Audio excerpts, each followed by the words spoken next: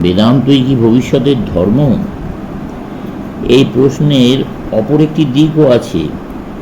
সকলেই বলেন চরম বিশুদ্ধ সত্যের উপলব্ধি হঠাৎ আসিতে পারে না, এবং পূজা প্রার্থনা ও অন্যান্য প্রাসঙ্গিক ধর্মীয় সাধনার পথে মানুষকে ধীরে ধীরে আগাইয়া যাইতে হইবে। এটি ঠিক পথ কিনা তা আমি নিশ্চয় করিয়া বলিতে পারিব না। ভারতে আমি উভয় পথ ধরিয়াই কাজ করি। কলিকাতায় আমাদের এইসব প্রতিমা ও মন্দির রইয়াছে ঈশ্বরের ও বেদের নামে, বাইবেল ও যিশু ও বুদ্ধের নামে। চেষ্টা চলুক, কিন্তু হিমালয়ের উপরে আমার একটি স্থান আছে যেখানে বিশুদ্ধ সত্য ব্যতীত আর কিছুরই প্রবেশাধিকার থাকবে না, এরূপ মনস্থ করিয়াছি। সেইখানে তোমাদেরকে আজ আমি যে ভাবের কথা বললাম তার কার্যে পরিণত করতে চাই। একটি ইংরেজ দম্পতি ওই স্থানের দায়িত্বে রইয়াছেন। উদ্দেশ্য সত্য অনুসন্ধিৎসুদের শিক্ষিত করা এবং বালিকাদিগকে ভয়হীন ও কুসংস্কারহীনভাবে গড়িয়া তোলা। তাহারা যিশু, বুদ্ধ, শিব, বিষ্ণু ইত্যাদি কাহারও বিষয় শুনিবে না। তারা প্রথম হইতেই নিজের পায়ে দাঁড়াইতে শিখবে।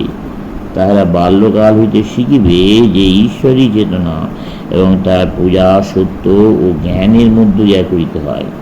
সকলকেই চেতন রূপে দেখিতে হয়, ইহাই আদর্শ। আমি জানি না ইহাতে কি ফল হইবে। আজ আমার যেরূপ মনে হইতেছে সেরূপ প্রচার করিতেছি। আমার মনে হইতেছে যেন দ্বৈত সংস্কার বাদ দিয়াই আমি সম্পূর্ণ এইভাবেই শিক্ষিত হইয়াছিলাম।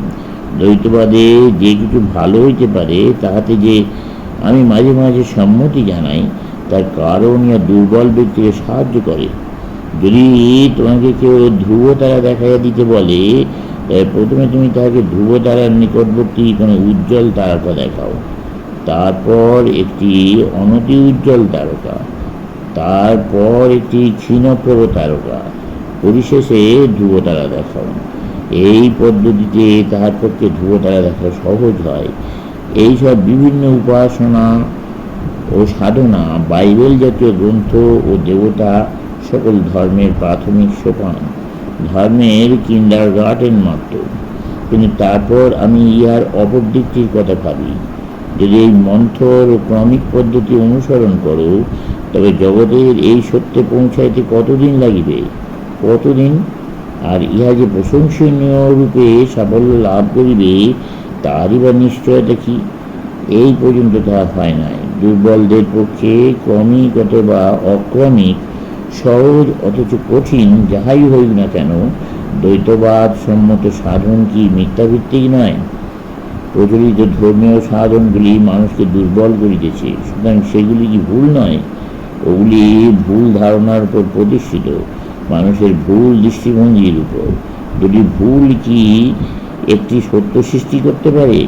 মিথ্যা কি সত্য হয়? অন্ধকার কি আলোকে পরিণত হয়? আমি একজন মহামানবের কৃতদাস। তিনি দেহত্যাগ করিয়াছেন। আমি কেবল তাহার বার্তা বলব, আমি পরীক্ষা করিতে চাই। বেদান্তের যে সত্যগুলি তোমাদিওকে বললাম, তাহা লইয়া ইতিপূর্বে কেউ সত্যিকারের গবেষণা করে নাই। যদিও বেদান্ত পৃথিবীর প্রাচীনতম দর্শন, এর সর্বদাই কুসংস্কার ও অন্যান্য জিনিসের সহিত মিশ্রিত হইয়াছিল। যিশু বলিয়াছেন, আমি ও আমার স্বর্গস্থ পিতা এক, এবং তোমরা তার পুনরাবৃত্তি করো। তথাপি ইহা মানব সমাজকে সাহায্য করে নাই। 1900 বৎসর ধরিয়া মানুষ এই বাণী বোঝে নাই। তারা যিশুকে মানবের পরিত্রাতা করিয়াছে। তিনি ঈশ্বর আর আমরা কীট। ঠিক এইরূপে ভারতবর্ষে প্রত্যেক দেশে এই ধরনের বিশ্বাসী সম্প্রদায় বিশেষের মেরুদণ্ড। হাজার হাজার বৎসর ধরিয়া সারা পৃথিবীতে লক্ষ লক্ষ মানুষকে শেখানো হইয়াছে জগৎপ্রভু, অবতার, পরিত্রাতা ও প্রেরিত পুরুষগণকে পূজা করিতে হইবে। শেখানো হইয়াছে তারা নিজেরা অসহায় হতভাগ্য জীব। মুক্তির জন্য কোনো ব্যক্তি বা ব্যক্তিগোষ্ঠীর দয়ার উপর নির্ভর করিতে হইবে। এইরূপ বিশ্বাসে নিশ্চয়ই অনেক অদ্ভুত ব্যাপার ঘটিতে পারে। তথাপি সর্বোৎকৃষ্ট অবস্থার এই প্রকার বিশ্বাস ধর্মের কিন্ডার গার্ডেন। এইগুলি মানুষকে অতি অল্পই সাহায্য করিয়াছে বা কিছুই করে নাই। মানুষ এখন অধঃপাতের গহ্বরে মহাবিষ্ট হইয়া পড়িয়া রইয়াছে। অবশ্য কয়েকজন শক্তিশালী মানুষ এই মায়ার ভ্রম অতিক্রম করিয়া উঠিতে পারেন।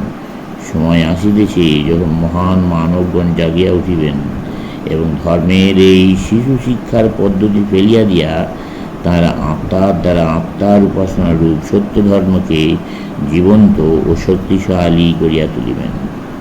সমাপ্ত।